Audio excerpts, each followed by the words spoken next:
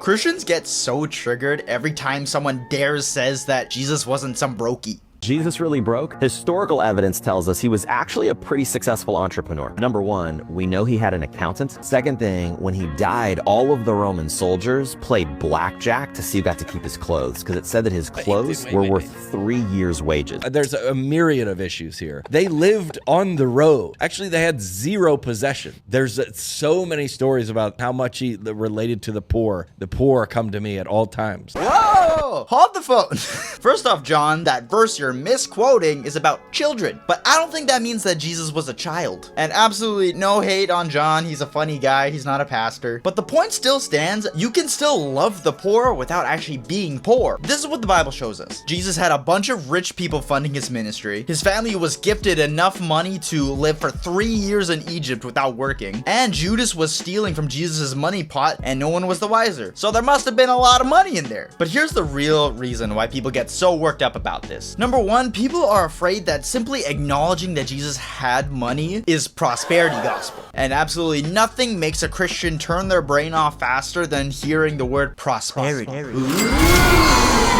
But ignoring the facts of the Bible will never lead you to a better or healthier theology. Only the truth can set you free. And number two, and people are not gonna like this one, people use the Bible to justify their hatred of rich people because of their own jealousy. And if Jesus wasn't some broke, homeless hippie, then people might have to take a look in the mirror and ask themselves, why aren't my finances better? Is it because God doesn't love me? You know, Christians really tend to over-spiritualize money, whether they have a lot of it or whether they have none. But the fact is, the Bible gives lots of practical advice on how to handle money, and most Christians don't do them. Most people don't save, invest, give, get out of debt, budget, or learn to enjoy their money in moderation. But if you actually applied all of these principles, you may not be what is like rich in your mind, but you will definitely have more money than if you didn't obey the Bible. That's a fact. But the truth is, people would rather come up with excuses as to why they don't do these things and just complain and condemn people who God actually blesses with money, which is super lame. But point is, Jesus had money. End of story. And that's okay. It doesn't mean you're bad if you don't have money. I don't have a lot of money. But if we actually applied what the Bible says about money, then we would have all the money that we need in order to fulfill our calling on this earth. That's not prosperity gospel. That's just the Bible.